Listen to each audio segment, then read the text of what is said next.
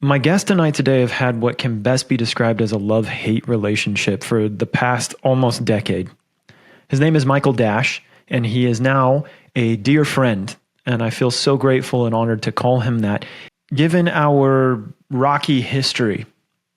And on today's podcast, we have a really vulnerable look at our relationship and how it's unfolded over the past years. And what ultimately comes down to a misunderstanding, it's ultimately the type of misunderstanding that I imagine a lot of people experience in their lives with someone that they think is their enemy, but really should be their friend. And they're not, because they see aspects of themselves in this other person and then label this person as bad, wrong, or put a whole bunch of judgments on them. And my relationship with Michael Dash is definitive proof that if you have somebody in your life that you have negative judgments towards, whether you find them annoying or you just don't like them or whatever the story might be, but they haven't done anything really wrong. They haven't done anything to really hurt you or really cross your boundaries or really mess up your life in any particular way. There is possibly a huge growth opportunity for you there. And so Michael Dash and I unlocked that. We start off the podcast where he shares about his experience at Humaniversity, which is probably one of the most radical healing centers on the entire planet. So we explore that and what he experienced at Humaniversity. And then we talk about our history together, from squabbling over a woman to being launched into running an organization together at the highest level before we had had any kind of real deep healing around that relationship. So it's a very vulnerable podcast. You get to see sides of me that I am thankful to have healed. And I'm really grateful to share this beautiful friendship that I've cultivated with this lovely human being. So sit back and enjoy this episode of the Hard for Life podcast.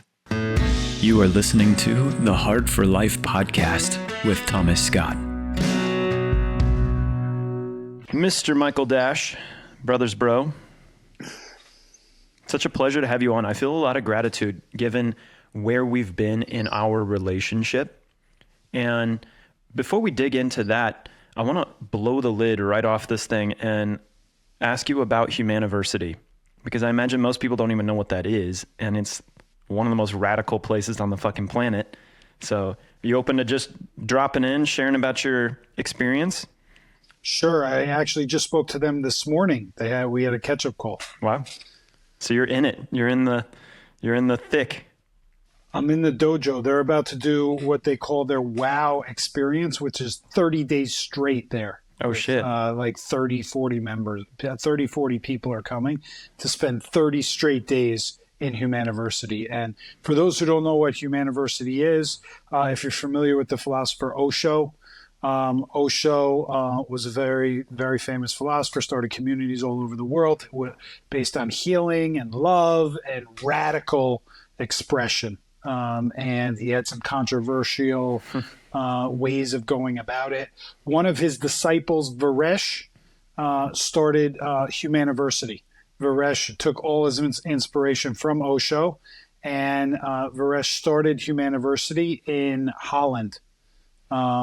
So Varesh is actually American, and he was a drug addict, and he spent years and years in Hay House,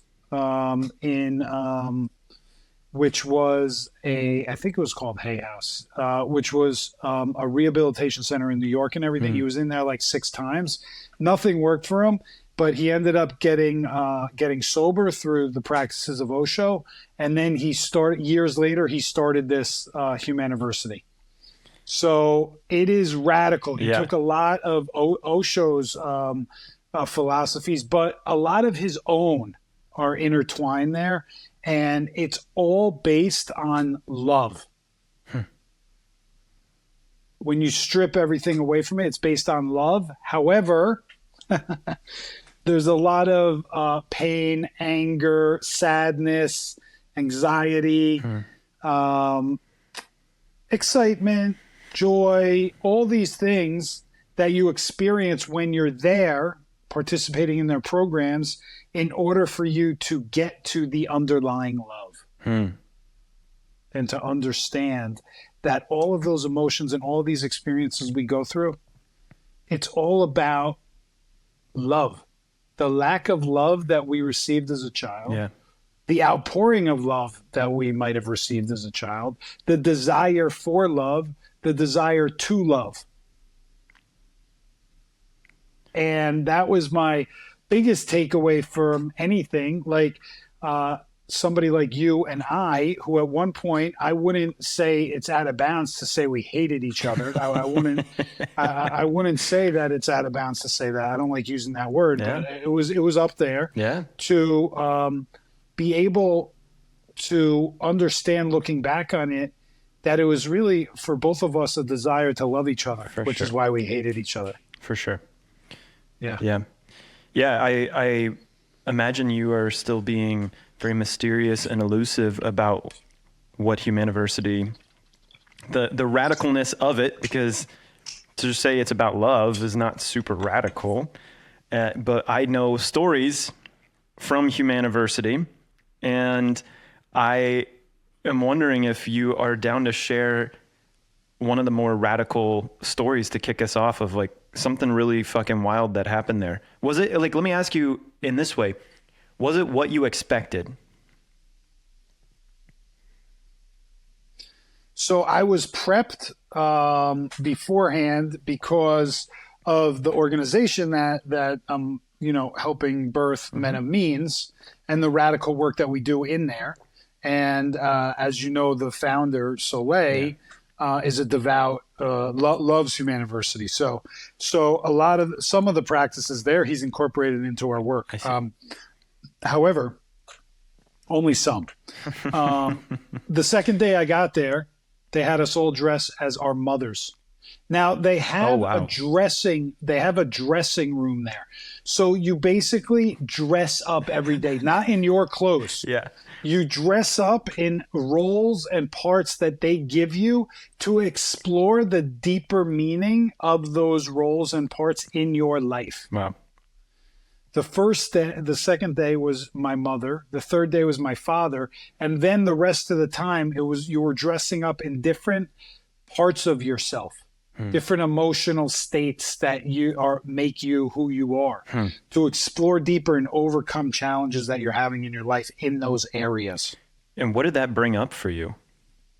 Especially like dressing as your mother. That would be really wild. Like that to me is a radical thought, just even in and of itself. Like if someone were like, hey, go dress as your mom. I'm like, no.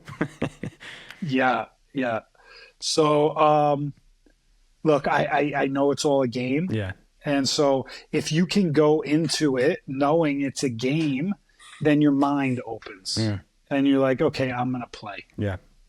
And because that's kind of like the attitude that I have, I didn't really have resistance to dressing up as my mother, but they told us pick a specific time that you remember from your mother of being in joy, for instance. So then you would act that part out. Wow. And then they would say pick a time when your mother was in anger, and you'd act that part out. So like while you're basically in like having lunch, like you're acting like this with all the other people that are in this group that are also dressed as their mothers. Wow. And acting out different parts of their mothers.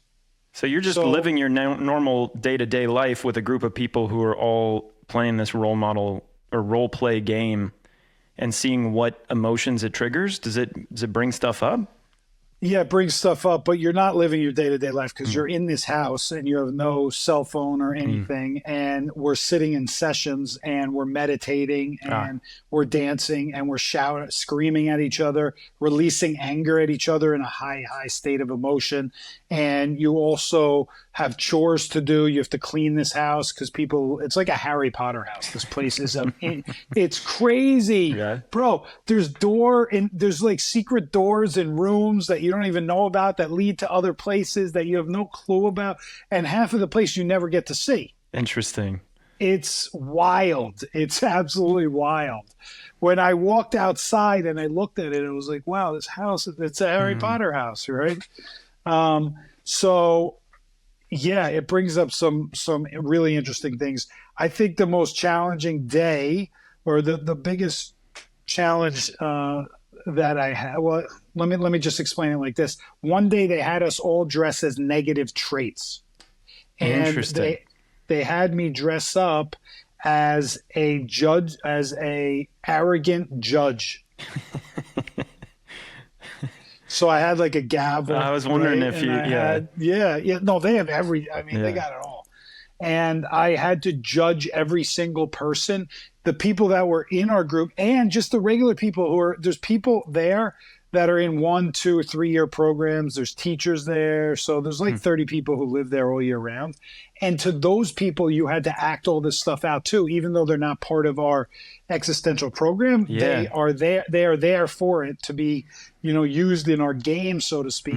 So I would have to go up to every single person and judge them right to their face. Wow. Whatever thought came in my mind, I said it right to them. So, like, do you have an example of one of those? Like a really one where you were like, oh, I can't believe I fucking said that. Well, almost everything I said, because I was just radical. Yeah. Yeah, I went up to people and I said, look, I find your voice fucking annoying. Wow. Was it liberating to say that, or was it very like, I can't believe I said that? I mean, kind of, look, I'm a reformed prick. So because I'm a reformed prick, Yeah. I just kind of tapped into my old self. Yep. Right. Was it liberating? I don't know if the word's liberating, but it kind of just felt good to just say whatever the fuck I wanted to. But and I had remorse afterwards, I bet.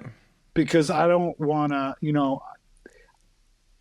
the way I approach life is I want to make everybody I'm in contact with, I want them to walk away a little bit happier Yeah. than they were before I was in contact with them. Yeah. So making people feel like insulted and upset because of my words is not my highest desire. Yeah. So I felt remorseful, and I asked, like, towards the end of the day, I was exhausted, and I asked, like, hey, I don't want to do this tomorrow. Can I please change to a different personality type, a different whatever? And like, they allowed me to. There's like, you did such a good job at being a prick. Yes, we'll allow you to. Wow. I'm like, oh, thank Wow. you. Yeah. Thank Thank you. you. Thank you. Yeah. But what it really revealed was that this is actually a part of who I am. Interesting. And it's okay. Yeah. It's okay, because like, we all judge people, right? Some people will say they don't judge people. They're lying. Uh-huh. Because we judge them in our head. It's just natural. Yeah. Right? It's a natural thing. So just because you judge them doesn't mean you say it. Right? Doesn't mean you say it. It could be like a thought. It goes in, out. It could be like a millisecond, right? But it happens. So embrace it. Don't judge yourself for it. And there's this poem that they wrote there, that the guy Varesh wrote, and it was called like "And Also," something like that, right? So it's like, yes, you're a judgmental person, and also you're a loving person, Yeah. and also you're a funny person, and also you're a beautiful person, and also you can be an asshole, Yeah. and also, so it's like, okay, I'm not going to judge this about me. I'm going to actually embrace it. I'm going to embrace it, and I'm going to love all parts of myself. Yeah. I imagine in speaking your judgments out loud to people, it allowed you to see how your judgments hurt people, even if you don't speak them to people. And how they hurt me. Interesting. Tell me more about that. Because like, all the judgments that I'm making are like being stored. If I'm not saying them to somebody, they're being stored somewhere. Right? So if they're being stored somewhere, then I am building up this negative energy Yeah. somewhere within me. Yeah, you're just holding this cloud of judgment like a sack that you're dragging behind you. Yeah. Wow. So what I found is that even if the judgments come, the quicker they go by, then the less I'm holding them. Yeah. But if I'm really looking at somebody and the judgment is actually in my head and I'm spending time on it, that's super, super unhealthy for me. Yeah. In my life, I don't judge people so much, but I judge circumstances like really, really strongly. Like an example is last night I went to take the ferry and I was 2 minutes late. And I judged the shit out of that circumstance because I had to wait another 2 hours, and I was just mad. I just sat in the mad for 2 hours straight. And Taylor's like, you're choosing this, right? And I'm like, yep, I just want to be fucking angry. Well, that was exhausting. I got really worn out from just being mad for 2 hours, and it didn't really improve my quality of life at all. And so when you're speaking about holding the judgments, I find, for me, I judge situations a lot, whether it's good or bad, as opposed to just like, it happened, here it is, what do I want to do with it? Move on. Yeah, that's so interesting. I tend to do the opposite. Yeah, I tend to do the opposite. So maybe we can each judge less in the different areas and kind of find ourselves in the middle. Amen. Yeah. Amen. Yeah. So I am really grateful for the story you told around judgment. And I've heard some other pretty radical experiences from Humaniversity, particularly around the emotional release parts and like anger. I've heard stories of people screaming so much in anger that they find where their wall is, and then this place has a unique ability to help them push past that wall considerably. And then they tap into these depths of emotion that are almost endless, and they just start outpouring for like a long period of time. Did you have any experiences like that? They definitely push you. I mean, they push you beyond like the normal circumstance in your life. Yeah. I mean, I imagine most of us aren't screaming. And like on a day-to-day basis, we don't scream. We don't really yell, most people. I mean, some people yell. I mean, my mother yelled for years. I grew up with my mother. I love you, Mom. And, but we don't scream. Like, I don't scream. Like, I live my life that in a manner where the story I've been telling myself, the story I told myself before I went to Humaniversity was I was angry for so long in my life. And now I was in a 6-year lawsuit. I was addicted to drugs and gambling for over 20 years. And because I've overcome those things, like I'm not angry. I have nothing to be angry over. There's no anger in me. Yeah. And I've done anger work with a coach before, rage work actually. And so like I went there saying, hey, I'm not angry about anything. Mm-hmm.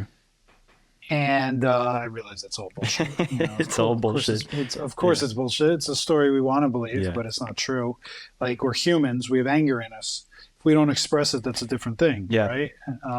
So they get us in these raw states, and it's a little forced, but once you get into it, then you can really dive deep into it. And people are screaming so loud that, when you scream at that level, you're like, you can vomit. Wow. You're coughing all over the place. You're spitting.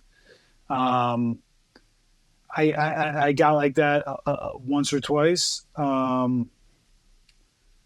But what I say is like my old self. If my old self went there, I would have been puking all over the place because I'd never released anger at that point. Had so much. I just drank it away or snorted it away or whatever. But I've released a lot of anger, so. It was challenging. There's no doubt about it. Yeah. It was challenging to get into a state of anger when you're not feeling angry. So you have to kind of drop into that and embrace it. I love what you shared about the idea of like, oh, I don't have anger in me anymore. I've heard plenty of men do that, and I even was one of those guys when I first met Soleil and came and did a Temazcal. I was on my like Illuminati super spiritual ego kick where I was like, I've healed anger. And that's such a fucking dumb idea that you can heal anger. It's an emotion. It's something that is a GPS system. It guides you, and it's very useful. So anytime now when I hear men, they're like, I don't get angry anymore. I'm not an angry person. I'm like, okay, like I feel grateful you have, found some emotional control, but at the same time to say you don't get angry, well, you're just not putting yourself in challenging enough situations to trigger emotional states like that, because anger is a very useful tool. And as we start to navigate deeper issues on the planet, and those of us who are being called to step up to serve in really, really impactful ways, We need anger. We need it because sometimes it's a great fuel. It's a great way to motivate, or it's a great way to see when our boundaries are being crossed. And so anymore, when I see these Illuminati guys that are like, I don't have anger, I'm like, well, okay, time to do some more work, bro. You know? Yeah. Well, I would just say, if you don't have anger, what else don't you have? Because anger is an emotion. It's not like you get rid of it. Yeah. You don't get rid of it. You don't heal an emotion. You feel an emotion. Yeah. So if you're trying to heal an emotion, you're going down the wrong path. No, you feel the emotion because it serves you. Every single one of them, the high vibrational emotions and the low vibrational emotions, they all serve. Yeah. Even shame serves you. 100%. Even shame serves you. Shame can be kinky as fuck. That's something people don't talk about very often, but shame is something that people get off on sometimes. There's whole sections of society that are all about it, where like the degradation kinks and things like that. That is an example of people getting enormous pleasure from being shamed. This is true. I wasn't thinking that, but I forgot who I was talking to. I go hard, man. I wouldn't say that I have a degradation kink, but I can't rule it out because I haven't really given it the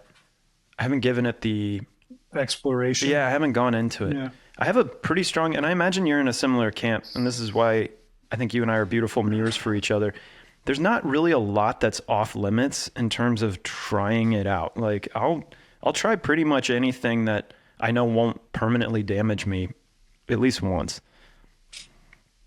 Yeah, I live by that motto as well. And that's why I love traveling all over and experiencing different things, different people, different places, all of it. So one of the things I know about you is that you are, how do I want to put this? You're kind of a junkie for pushing your own limits. You've done things like climbing Mount Everest in Vermont, which you can explain, and plenty of others. I've seen you do really epically long cold plunges, lots of endurance sports, or endurance trials, I'll say. And I'm curious how Humaniversity stacked up or compared to one of your intense endurance experiences. Interesting. Very interesting question. Yeah, so I did do the Everest thing. It's called 29029. But I actually really climbed Mount Kilimanjaro, which was an even better experience. And I ran 4 marathons. So one is an emotional marathon and the other is a physical marathon. Well, that's basically the difference between them. And even though there is physicality at Humaniversity, like you're moving a lot, the meditations are all moving meditations. You're not sitting there. You're moving. I would, it can be emotionally draining. Whereas the other at Humaniversity, I'm saying, whereas the other can be physically draining. And, I will say at Humaniversity, I kind of like was eating my emotions. Interesting. Like I put on like 5 pounds. Wow. I had like ice cream every day. It was so fun. I felt like a little child. We would go out and I would have, I'm like, yo, where's the ice cream spot? Man, we have an hour. Let's go to ice cream and get back. Is that different than what you would normally do? Yeah, I'm not an emotional eater per se. I eat at odd hours, but not usually eat my emotions away. Did you find it challenging, or was it something that you were kind of like, yeah, I'm enjoying this? A little of each. I think I was enjoying it more than the other people there. And I also found some of it really challenging. I mean, I broke down and cried like several times there, which was beautiful for me because it's been challenging for me to cry. And I just had some amazing experiences there where I was just in tears. And that was so liberating for me. It's not really challenging for me to be an open book because since I wrote my book, Chasing the High, Amazon notable. Since I wrote my 100%. book,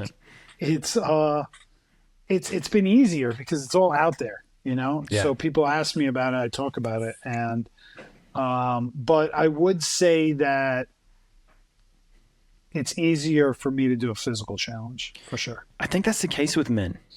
You know, like most men that I've met, and you and I do this work a lot together, we can even go into some of the stories around men and means if you want on this podcast. We've got some interesting ones.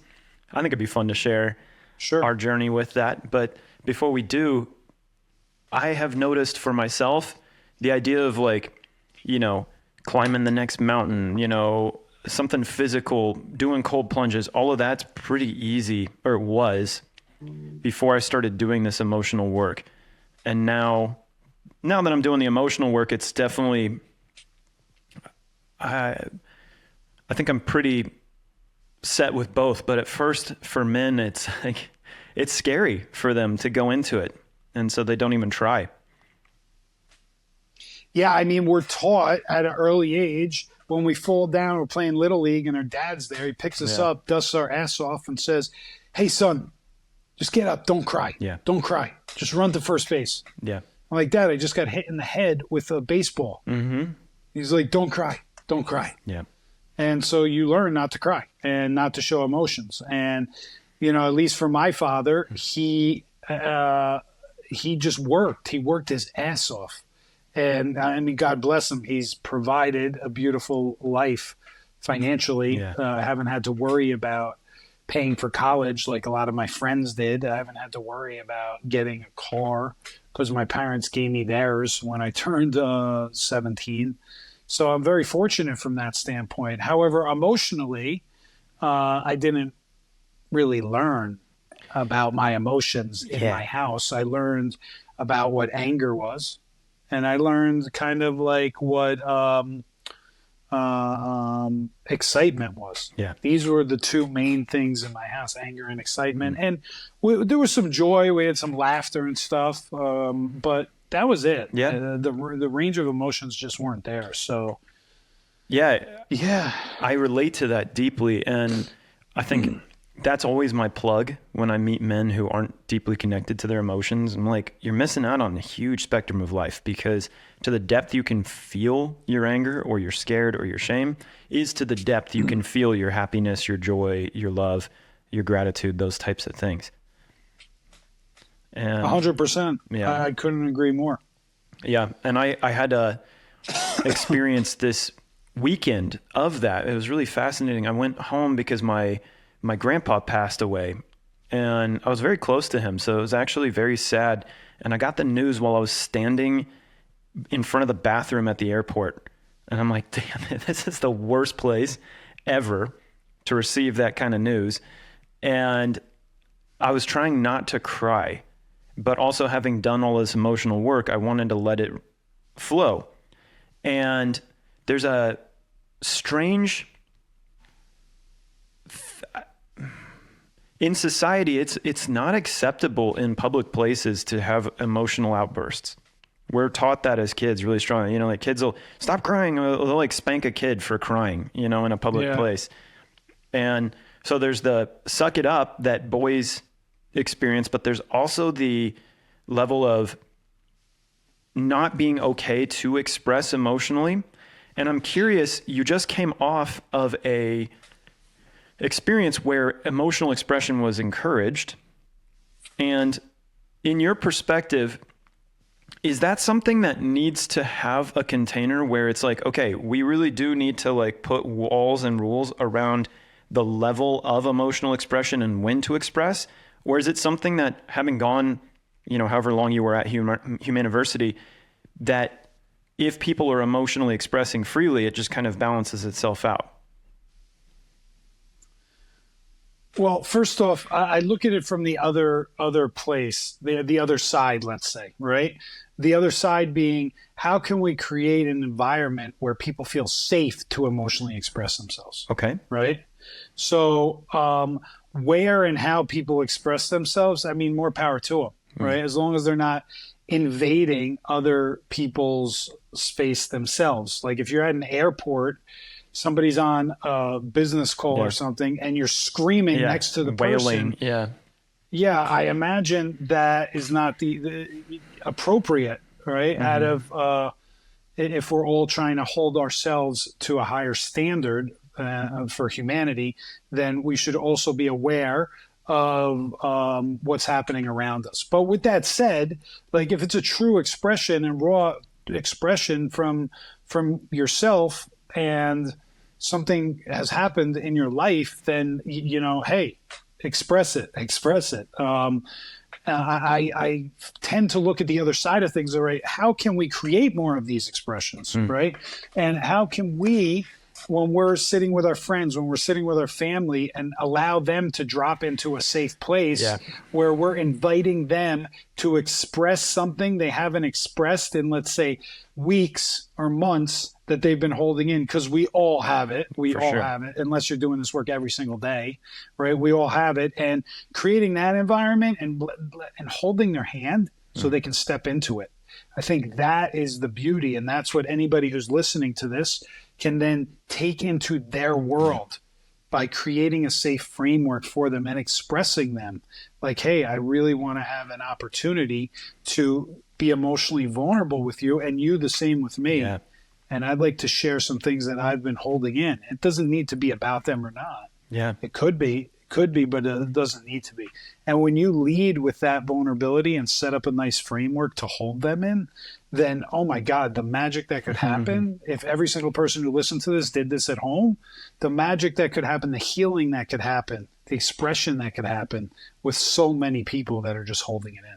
I freaking love what you're saying. I think it's something that is really important for people to consider, especially if you have those childhood wounds and all of that kind of stuff.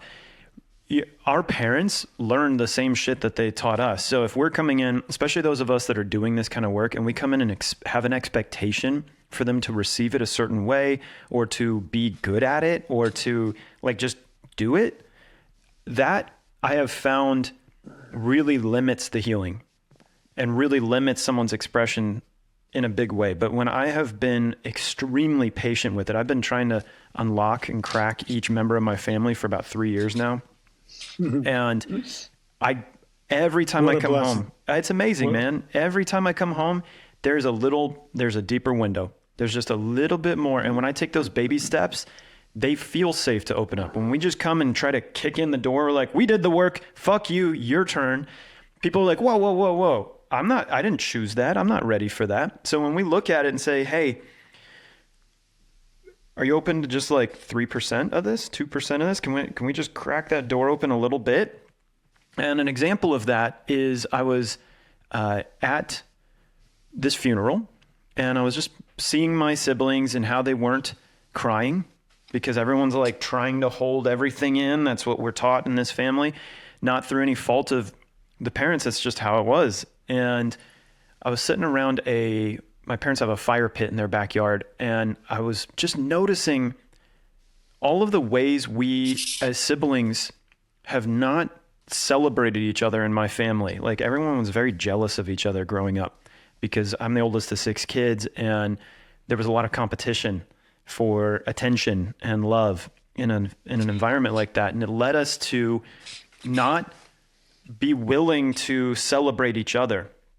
And so I noticed at the funeral, my sister sang a song for my grandpa. And at first I found myself mentally putting her down, which was fascinating. I was like listening, and I'm like, she messed up there. And I'm like, what in the fuck am I doing? This is my sister who's singing a song for my deceased grandpa. Like, what? I'm like, I don't know where that program came from, but I'm done with it right here, right now. And I immediately started seeing the beauty of it, and I started crying. It was gorgeous. And so we're sitting around this fire afterwards, and I started pointing out to my siblings, I was like, guys, our whole life, we've really, like, I imagine, been jealous of each other, and we've shamed each other for our skills and gifts and all these kinds of things. And I'm like, I want to put an end to that right now. And the way I know how to do that is to just start celebrating each one of you for something that I haven't told you that I really admire. And I started with my sister, Mary, and I was like, Mary, the song you sang at the funeral today was one of the most beautiful things I've ever heard. I want you to know that it really had an impact on me, and I loved it. And she started crying hard. Like, it just cracked her right away. And she was like, you've never told me that in your entire life. And I was like, I'm sorry for that. And she started sharing stories. Immediately stories came up. She's like, there was a time where I made a painting and I wanted nothing more than your approval, but I didn't know how to get it. And I went to show you the painting and you told me it sucked and it broke me. And like, she had been holding this since she was like 9 or 10. Yeah. Wow. And in those moments, for me, what I do is it's not about was I right or wrong. Oftentimes when someone brings that to you, there can be shame that comes up or different things. You're like, well, but none of that shit. Just hold it and see if you can allow the person to express all the way. And I did this. I was just like, wow, I imagine that really hurts your feelings. And she was like, it really hurt. And I was like, I'm so sorry. And I'm so grateful you're sharing it with me right now. And I wish I could have told young you that that wasn't the truth. I was probably jealous of how good you were. And I think you're really good. And it just like instant healing in our family that's shifting all sorts of stuff because each one of the siblings did that in their own degree. And because I'm trained in this stuff, of course I can go deeper on it. But everyone went a little bit. And that door, I know the next time I can step through just a little bit more and a little bit more and a little bit more. So thanks for letting me share that. It was a really... I feel like people need this more. So I want to honor and acknowledge you for even going and doing this work and standing by it. Yeah, thank you. Yeah, it's beautiful. It's beautiful to do because when you can see people taking baby steps, then man, it can just open their mind and their heart. Yeah. And their heart into other areas of their life where even their creativity will probably be at a higher level because now they're opening up portals that they've been really protecting with all that they could. And that's my truth. Yeah. Yeah. I feel grateful. You know, you've been instrumental in my journey in doing this work, in having introduced me to Soleil, which is one of the biggest gifts you've given me. And it was fascinating because we've had this really strong love-hate relationship for most of our time knowing each other, but we've known each other for damn near 8 years or something like that. And I think it's really funny and sweet because for most of my life, I run into you in the most ridiculous places and I'm like, I can't get the fuck away from Michael Dash. What the hell? And I resisted it for so long. And then I leaned in. Like I came to Tulum, you were in Tulum, we got connected, and I was like, let me see what's here for me. And when I did that, it has turned into one of the biggest gifts I've ever received. And even then, like I leaned in, we kind of opened the door for a friendship, triggered the shit out of each other, fell back into fuck you. And that's been a really beautiful journey, but I want to shift the topic to this idea of brotherhood because I imagine at the core, brotherhood is actually about that. It's about two guys that are willing to not leave when they trigger the shit out of each other. Like it's really as simple as that. Just like a relationship with a spouse where you don't get married agreeing that you're never going to fight. But for some reason, we treat friendships like we're not allowed to have fights in a friendship oftentimes. And I'm curious what your experience is of that. Yeah, I mean, I have... It's been a wild journey, man. Yeah. A wild journey. I mean, I don't know what story you want to tell, but there's some good ones, bro. There's some real good ones. But I would just say to answer your question, and then we can follow up with a story or two and the lessons behind it if you'd like. Yeah. To share your question, yeah, in the past, if somebody was being what I thought was a dick to me or whatever, right? You know, I would usually just appease it, right? And then just be like, I'm done with this person. You know, I don't have time for this shit in my life. And most of the time, and don't get me wrong, there's a time and place for that, but not when somebody just pisses you off once in your life, because the likelihood is you didn't hear them properly. They didn't speak as eloquently as they could have. The intention of what they were saying was different from the intention of what you were receiving. And because neither of you clarified it, neither of you asked you had zero inquiry as to what was behind it, then we both go and pout like little children and exile each other from our lives. That's what it is. It's us acting like little boys Fucking for on a sure. playground that get in a fight in a sandbox and never want to talk to each other again. Yeah. Yeah, I'm learning that the guys that I dislike the most are the guys I'm most likely meant to heal some brotherhood shit with. You know, like I put you in top 5 easily, maybe top 3 of people I dislike the most on the planet at one point in time. And so to be sitting here on this podcast with you is a huge blessing for me. Yeah, please tell me I made the top 3. I mean, come on, top 5. Oh, you might have been. There was a point where you might have made number 1. You might have made number 1 at one point. It's amazing. Yeah? I'm so honored. Thank you. I'm honored because, like, for a while, I didn't even know. Yeah. I didn't even know. How wild is that? How wild is that? Like, I feel some medium shame sharing this, but I think it's helpful for other people to hear it. Is like, sometimes that guy that you're like, I fucking hate this fucking dude. He's such a piece of shit. He's probably thinking about how much he hates me all the time. You're like, bro, I didn't even know. Like, yeah. Yeah, man. So yeah, that's the reality. Is oftentimes these stories that we're creating. I have an individual that I know right now. We just had a conversation, and he was sharing about how much he didn't like this one guy. He's like, he's got such spiritual ego. He's blah blah blah.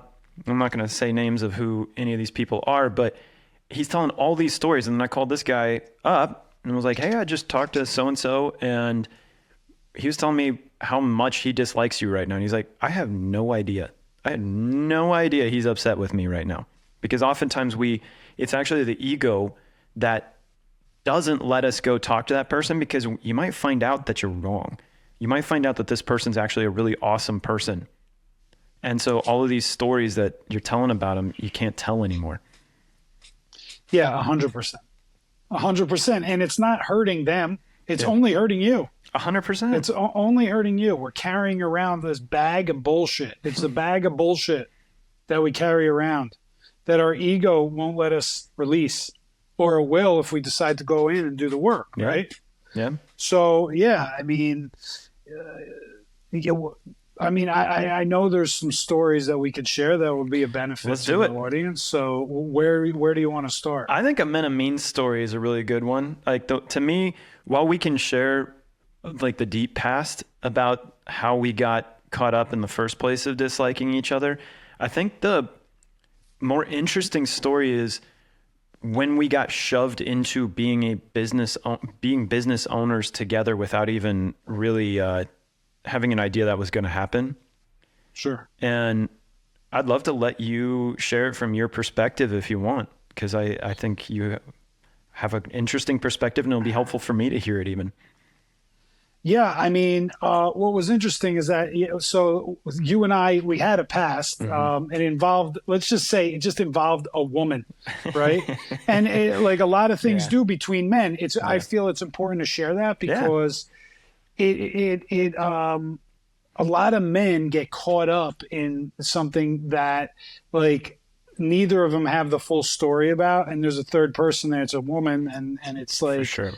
yeah, and then you start disliking each other at a high level, even to hatred. Yeah. And that's where we were for a couple of years. We didn't see each other, so it wasn't in our realm. And then I moved to Tulum, and all of a sudden we're at a Halloween party, and I see you dressed up as like a fighter pilot or some shit. Yep. Was it a fighter pilot? It was a fighter pilot. Yep, with the sleeves ripped off. Well. Yeah. Damn, dude, you looked hot. You looked sexy, bro. Thank you, brother. I was the only one dressed up at that party. Period. You were.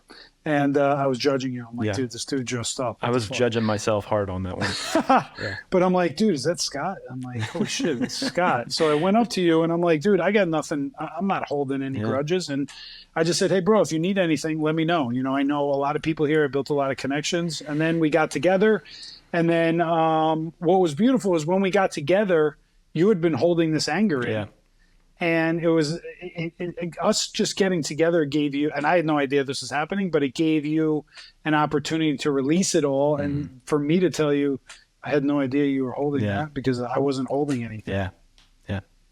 And I think that was that was the first big lesson. For sure.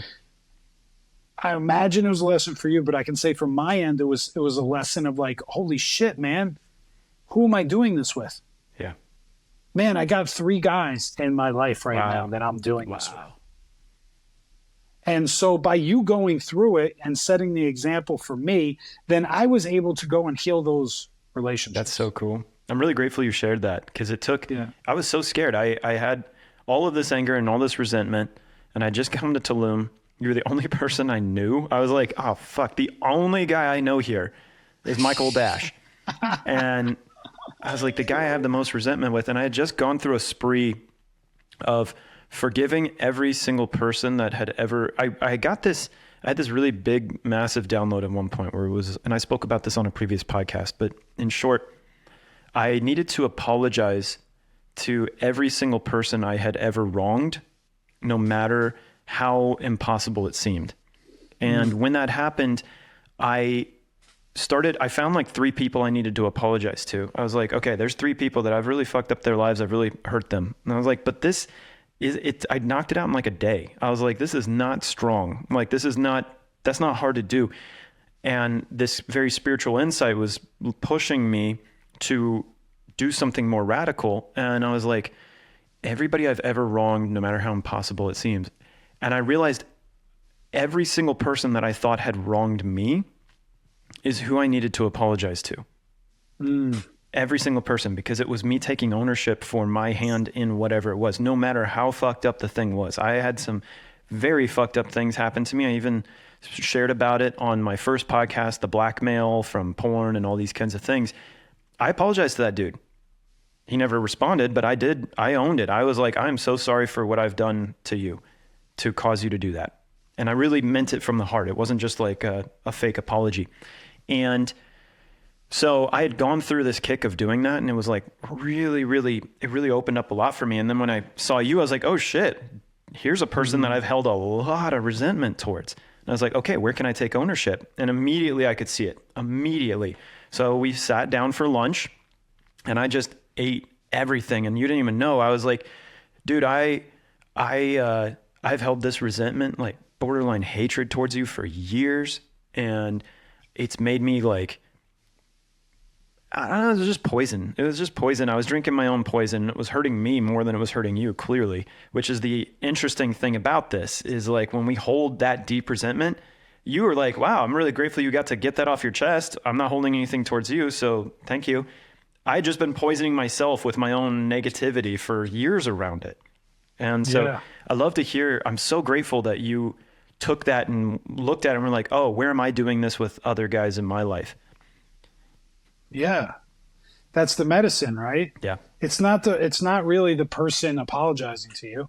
It's the reflection. 100%. It's the reflection of like, wow, like, yeah. Okay, where's this happening in my life? And this is what I try to do with every lesson in life now. It's like whether I'm apologizing to someone or someone's apologizing to me, where I'm getting triggered or they're getting triggered or whatever it is. Okay, where else is this showing up in my life? For sure. For sure. And how can I grow from it? So I want to share the story of you and I getting shoved into owning a company together, which is such a unique experience. We had been building this organization called Men and Means, and going up to that, well, let me back up just a moment, because I found it really interesting. After that experience of healing that anger with you, it didn't totally resolve our relationship. We still triggered the shit out of each other. And I imagine we still will for the rest of our lives, which is such a blessing.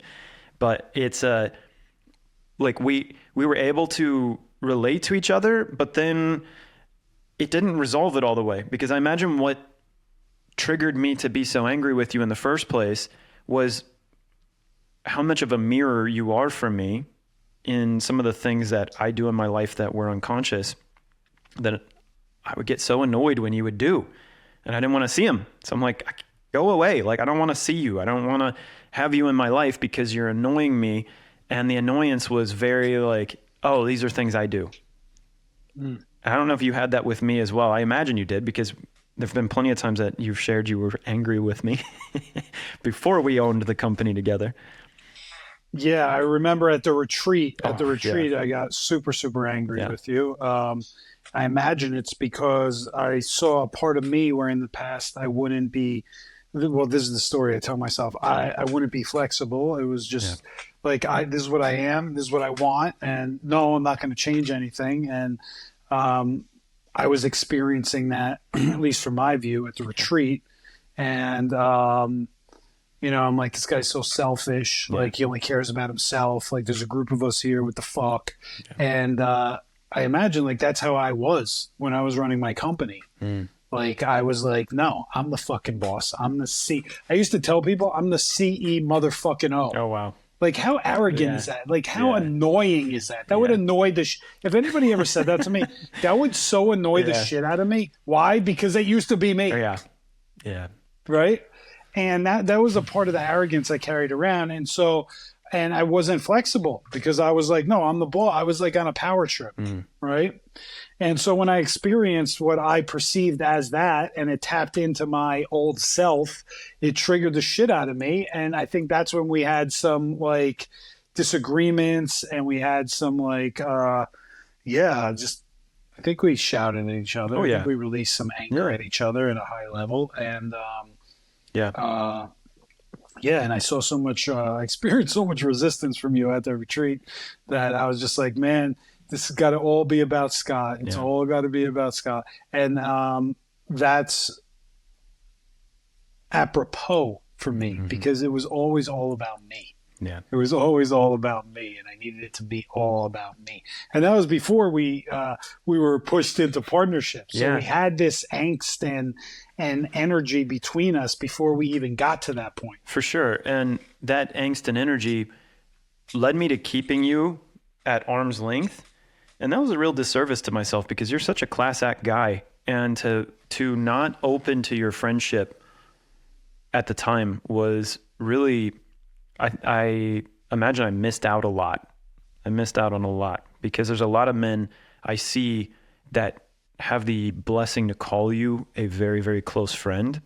And I think we both, on some subconscious level, wanted that from each other. But I'll take ownership. I wasn't open to it at the time. I was like, man, fuck this guy. He's stubborn. He's loud. He's annoying and aggressive. And of course, it's the same thing. I'm like, okay, where's that me? Where's that me? And I remember at the peak of that, really for me, like at the peak of my fuck Michael Dash moments is when I know what you're going to say. one of my closest friends and founder of Men of Means called you and I to a dinner and was like, hey, Scott, Dash, I am going to be giving both of you 50% of the company, and I'm going to step out of ownership 100%.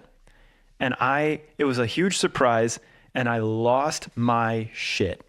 I was 10 out of 10 mad because I'd been working on this company with him for close to a year and some change at that point.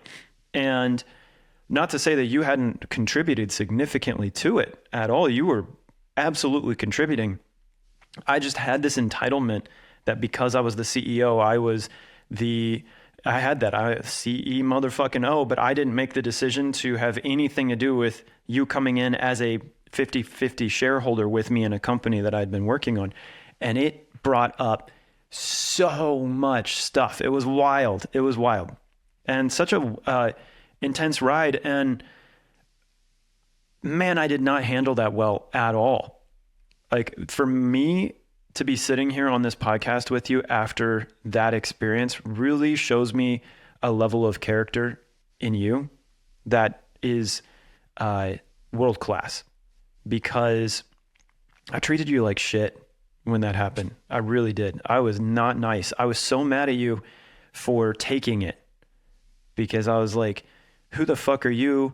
You haven't done any of the work on this, blah, blah. I had all these stories. It doesn't matter what the stories were. I was just mad. I was like mad that it had happened because I wanted to be a part of this organization and I wanted to own it. And at the same time, it came at the cost of being your business partner. And that's not, at the time I looked at it like a cost. And now I'm like, man, I messed that up because I was an arrogant prick through that whole thing. I definitely was stubborn as hell, threw my weight around, was overly overbearing, over dominant, and was very much put you in a position of having to either take my decision or leave. And that's so shitty to do to somebody who also was just dumped into this scenario together. And so I imagine we've healed to that to a high degree, but there's still just a level of ownership that I still want to take where, man, I was a piece of work. And I'm really grateful to be sitting here with you right now, just getting to have this conversation. So thank you for that. Yeah, you're welcome, and I appreciate you addressing it and taking ownership of it. It was an interesting experience for me. I knew like I had more, I think, emotion and energy around it towards Soleil than you, because like for me, I'm like, bro, what are you doing? Yeah. Like, I already know this guy hates me. Like, and like, I'm going to like try to build a company with him now. Yeah. Like, we're going to be co-CEOs or whatever, or he's CEO, Yeah. but I own 50%. Okay. Well, and like looking back at it, I didn't ask the right questions. Yeah, same. So because I didn't ask the right questions, I didn't know like where I actually stood, and he disappeared. He went to Humaniversity for 2 weeks. So Fucking Humaniversity. yeah. So what a blessing. So I remember every day I was there, I was like, all right, I'm going to do my best to support the efforts that Scott's making. And then I'm going to speak out where I think it's a bad business decision. And my experiences was that you really didn't want to hear whatever I had to say. So it didn't matter what I had to say one way or the other. Yeah. You were like on a mission, and it was fueled by anger. And, I was just showing up every day. I was like, holy shit, what the hell's happening? Yeah. Like, what's going on? I remember I would talk to Satish, and I was like, Satish is crazy, bro. Yeah. I think I talked to Satish. I can't even remember now because there's so many things that went on. But yeah, it was a radical experience that we both had. And,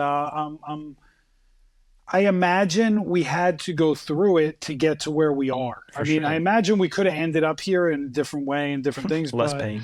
Yeah, less pain, less self-sacrifice and all that stuff. And I think like the biggest thing for me is that like, well, if you say yes to something, which I did and which you did, we actually both had a choice. 100%. So even though you had phrased it before that we got pushed into this thing, we both said yes. So we were both willing participants. And at that point, being a willing participant, I imagine if this ever happened to me in the future, I would just have communication around like, hey, we owe it to each other to treat each other a certain way.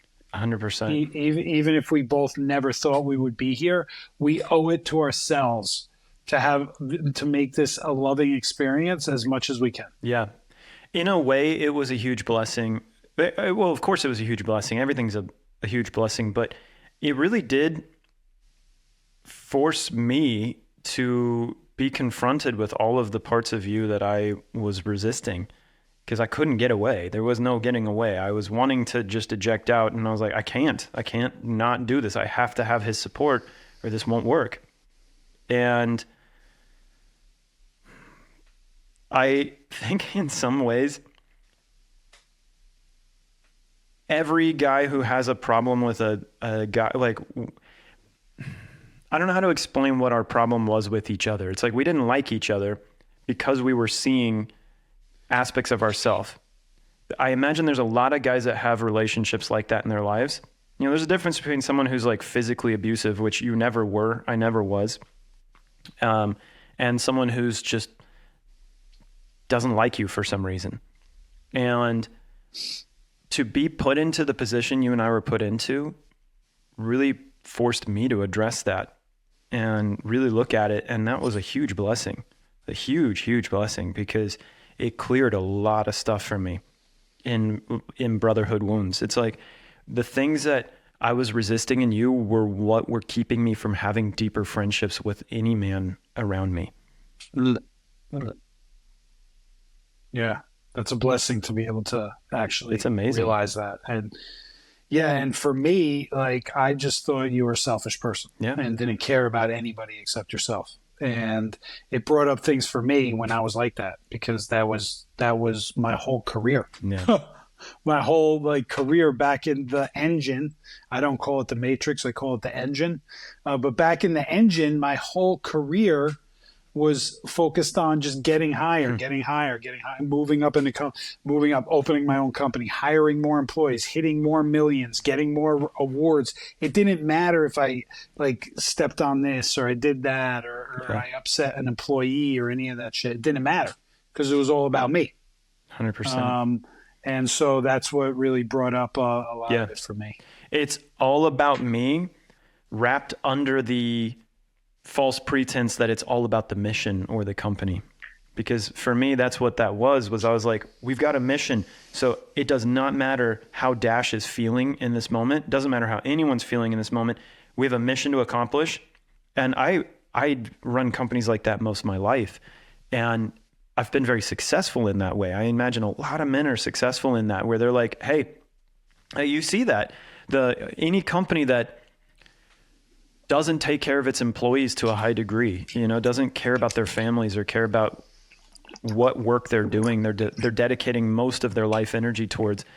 It's that, hey, the mission's bigger than any one person, so that person needs to get out of the way. But when you treat everybody that way, it's really just an act of selfishness, at least in my case, guised as being in service, because the work we were doing was in service to men. So it was like, oh, well, this is in service to God. So fuck Dash. He's just in the way. Like, this is bigger than him. Can't he see it's bigger than him? It's like, well, who am I to be leading a men's organization when I can't get along with the guy that's running it next to me? Yeah. Yeah, it's a true reflection. And the ironic thing about this is that when we say to each other, fuck this person or fuck that person, it's all about the mission. Well, our mission is about bringing in this person and that person. Our mission is about embracing this person and that person. And that just shows us when we get into that state how disconnected we are from the actual mission. And we're only focused on this end goal that we've been taught is about money, is about numbers, is data driven, is about metrics, and isn't about the human element of how we're supporting each other on the journey to reach those things. Yeah. And that's what so many businesses get wrapped up into, and so many people even in the spiritual world. There's so much spiritual bypassing going on. It's about just elevating themselves, and it's not about bringing others with them on the journey. Yeah, I'm trying to come up with a good litmus test within myself of like, when am I about myself and when am I about the true work? And it really comes down to when I'm getting triggered by somebody, that's the place to lean in. That's not the place to be like, oh, it's not meant to be, or we're out of alignment, or any of these fucking hippie words that we use in this community. It's really like, oh, there's the door right there. That's the place to go. I've got an example of that in my own life right now. I've got a coach, and we're in, at least on my end, I'm like, man, can't stand this guy right now. I can't fucking stand this dude. And I imagine he feels the same way. We've had conversations, and those conversations lead me to believe that it's pretty mutual. He's coaching you? Yeah. And so I have this like, well, he's the coach. He needs to figure his shit out. Like, why am I paying him? Because, and that's where I get to grow. And where I'm triggering him, he gets to grow. But I could eject out of this relationship entirely and just be like, he's a shitty coach. Fuck him. Like, I'll find a better coach because I'm paying. And in that way, I imagine I'm missing the growth. I'm missing the opportunity there. Yeah. And that's when it becomes interesting, because when you are paying somebody for a service, right? Yeah. And there are certain things that Yeah, there's expectation. You should be receiving from the service. And I imagine it all comes to like, what's the initial agreement that you guys had, and is it meeting the agreement? And then if he's not, then it's less. Then I imagine it's less about your growth, and it's more about like, hey, these are the services that I contracted you for. Yeah. And but there's so many nuances between all that. It's so tricky, hard to right? decipher. Yeah. And so that's where we can get into like the nitty gritty of, did he meet this? Did he not? How, blah, blah, blah. But for me, what I'm looking deeper at is like, well, it's triggering this sensation of, I don't like him. It's triggering that. So that's on me to look at. Like I can just eject out of this, but if I do, I imagine it's going to show up in another human being in another way in the future. So I can either address it now, or I can kick that can down the curb. And with you, what I've experienced is I would have missed out on a really fucking awesome human being if I had kicked that can down the curb and waited for it to be some other Michael Dash, some other person who shows up in the same way as you have in my life. And having healed that has been a huge benefit to me. And so I'm looking at this going, okay, I see what's happening. I have this, I don't like him feeling. So there's some aspect of me that I am not accepting or honoring or loving. And this gets to be an opportunity to find how to do that.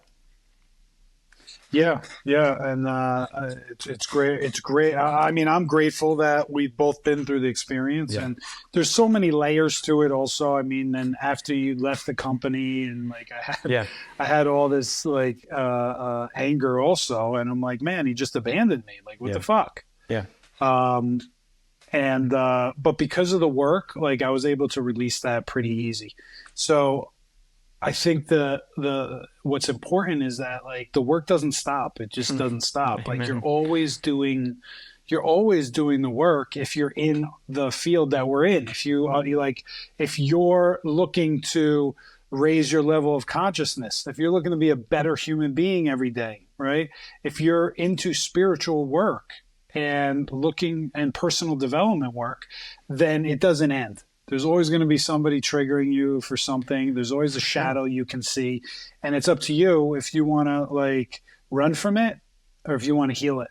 Yeah. Because the more you heal it, then the more you're serving yourself. And I imagine you're serving God at the same time. Because that's what creates unity. What I see as the biggest threat on this planet right now is division. And the only way... It's not, oh, well, I'll come be friends with that person if they show up exactly the way I want them to be in my life. Other than that, we have nothing here.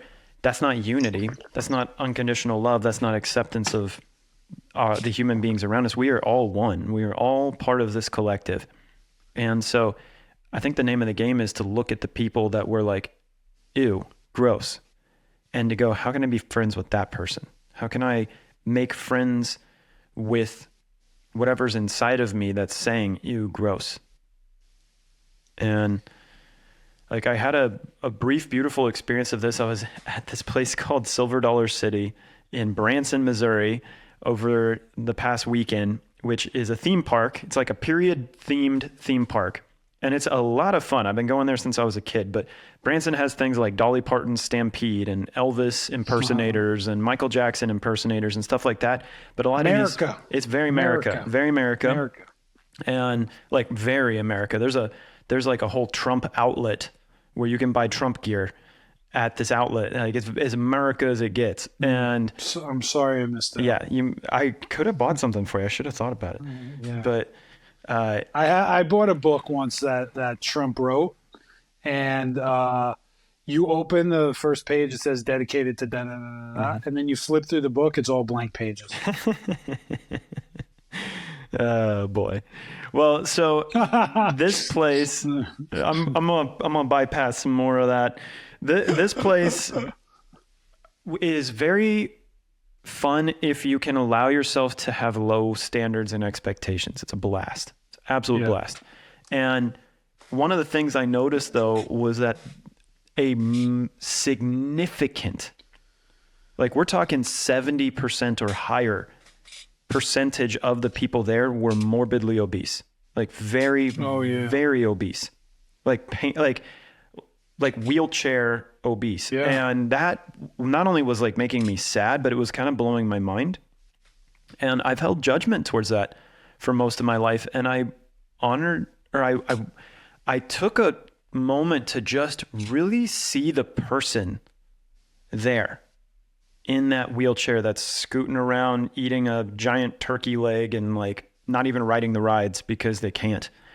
And what I saw were some of the kindest, sweetest people I've ever seen. When I really chose to look, and I saw beauty at a level that was like, made me want to cry, actually. And that for me was a really exceptional experience, because previously I'm like, wow, these people are so unhealthy and they're wearing their emotions on their bodies. Like you can see the unprocessed trauma and all the blah, blah, blah, blah, blah, blah, blah, blah, blah, blah, blah. And then when I was like trying to just see their eyes and see their heart and see, oh, they have a whole family with them right now. And how are they interacting with that family? Wow, they're providing this experience for these people who are receiving and living a human life. I'm like, well, I'm one with that person. That's me too. And really falling in love with them. And then I started seeing little beautiful moments that were just very sweet. You know, a grandpa caring for his grandkids, a woman really, really having a lot of love for watching her children go ride these rides, you know, things like that. So thanks for letting me share. Yeah, that's beautiful. It's a beautiful, beautiful reflection. And yeah, I think it is like we're not growing as humans if we're just surrounding ourselves with the same types of people. Yeah. Surrounding yourselves with new type of people is what allows us to grow beyond our biases. I mean, we all have them, right? Whether we express them or not, we all have them, Mm-hmm. right? I can relate to you because I would see people at the, I lived in Utah for 13 years. I would go to the Utah State Fair and I would see the same thing. And I would be like, look at all these lazy people. I would judge them immediately. That's why I'm an arrogant judge.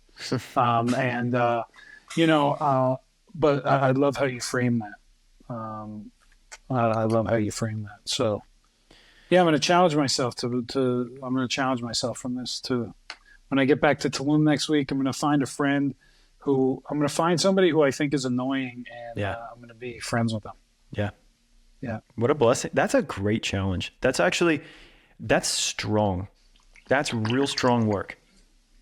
And the growth you're going to get from that, I am very envious of. I'm doing it myself. Like I said, I'm not giving up on my coach. I think the thing I haven't committed to is turning him into a friend. So I'm like, he's a coach. I'm paying him. Like he needs to show up and do the work. I'm like, well, what happens if I turn him into a friend? That'd be interesting. He has to be open to it. But what I found is even if he's not open to it, if I hold that intention, I heard this really beautiful expression one time. Sometimes people don't want to be in our lives, but we can always keep the candle lit for them. It's like a little beautiful saying. You can keep your candle lit for them. You keep the door open in your heart. Yeah. And I don't know if he wants that or not. I can't imagine that he would be opposed to it, but maybe he is if I trigger the shit out of him. Either way,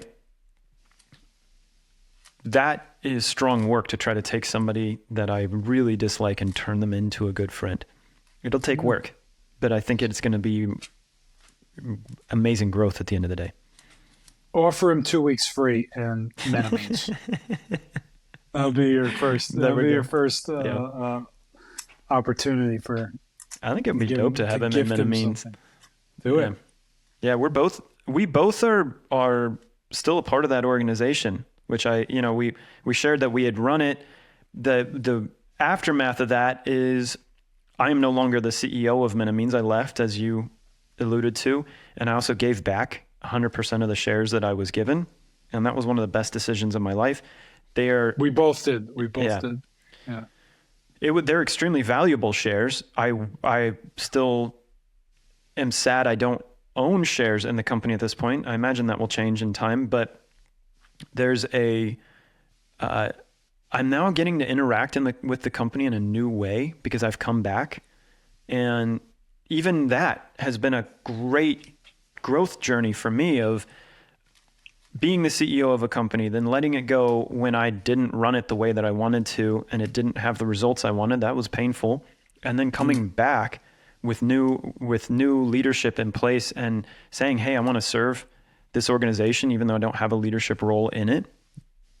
That's fucking wild growth. Like, that is such great growth. I really highly recommend that for anybody who has found themselves in a similar position as me. Yeah, and just to round out the story, I gave all my shares back, but I didn't leave. I stayed, and I've been building this thing with the founder Soleil, and it's a wild ride. Yeah. And I've been nudging Soleil, hey, bring Scott back, get Scott back in here. And so now you're back as a member, and I imagine there'll be more opportunities for you to grow into whatever role you deem appropriate for you at whatever time you deem it appropriate. But it will be a blessing when we're able to strategize together again. Yeah. And for me, that speaks to the quality of what's being built at this company, because I didn't leave on the best terms. I kind of, left in a little hissy fit. I was like, fuck you guys. Fine. I'm just going to go. That's how it sounded to me when I read your message. I'm sure. Exactly. I'm sure it did. Yeah. Then I went to respond, and you were gone from the chat. Yeah. There was Soleil and I hit each other's egos hard on that particular game, and what's cool is we've stuck around as friends too through that, which has been a huge blessing. And to be able to come back and to be 100% welcome back, and not only welcomed back but celebrated, it totally speaks to this new type of brotherhood, where we're not trying to put each other down and compete and who's the best and all that kind of stuff. It's very much, how can we support each other? And I really, really appreciate that about this, because that culture has been cultivated at this organization to an extremely high degree. And of course, you have a hand in that. You've been very instrumental in that type of culture. So I'm grateful for you and the role you've played in that. Thank you. I appreciate it. And, it's all about lifting each other up. Yeah. We're not here to knock each other down. We're here to lift each other up. When we lift each other up, we lift ourselves up. 100%. I mean, it's as simple as that. Yeah. And I imagine that a lot of us are, if not all of us, are channels or vessels from God to walk the path of personal development, to walk the path of lifting each other up, of supporting each other, and to build brotherhood.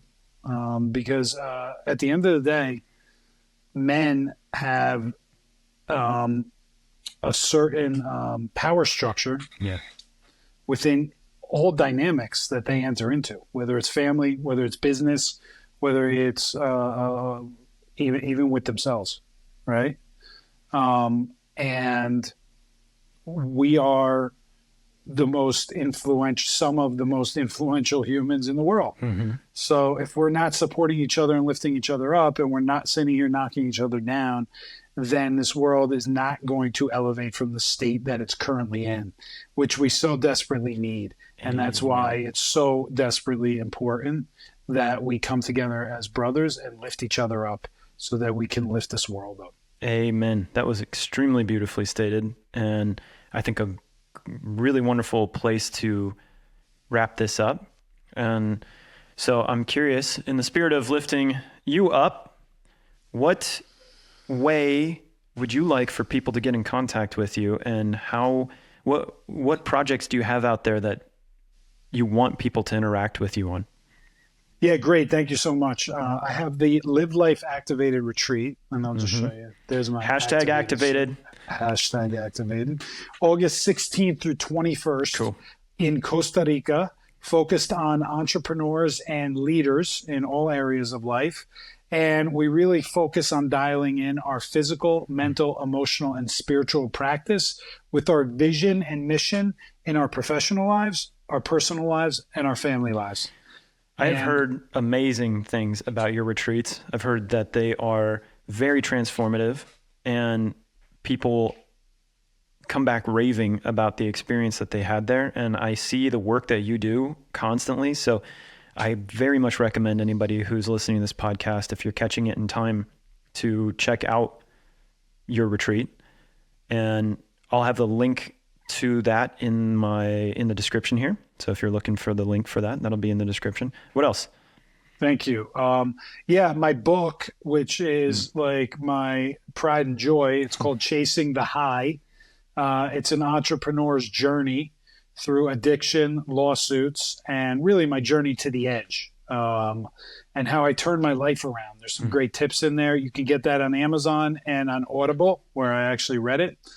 And or if you're in Tulum, they have it at Holistica, which I was very excited and surprised to see. They do. They have it at Holistica and Cara Feliz, the other bookstore there.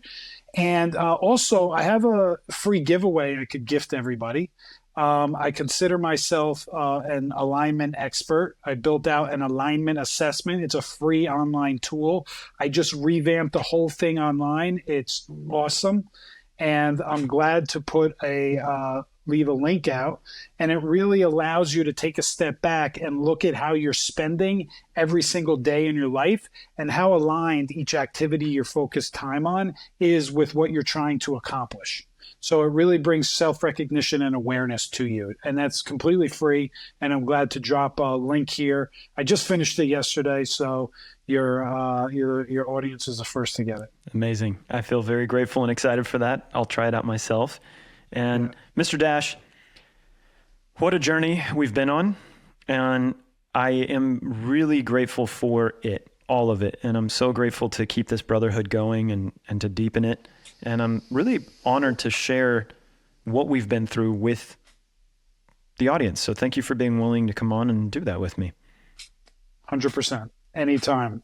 I enjoyed it. Amazing. Well, until next time, and to the audience, thank you for listening to this episode of Heart for Life podcast. We will see you on the next one. Have a great day. Ciao. Mr. Dash, holy shit. What a blessing. We did. Did you fucking believe that after all that we'd be on a podcast together?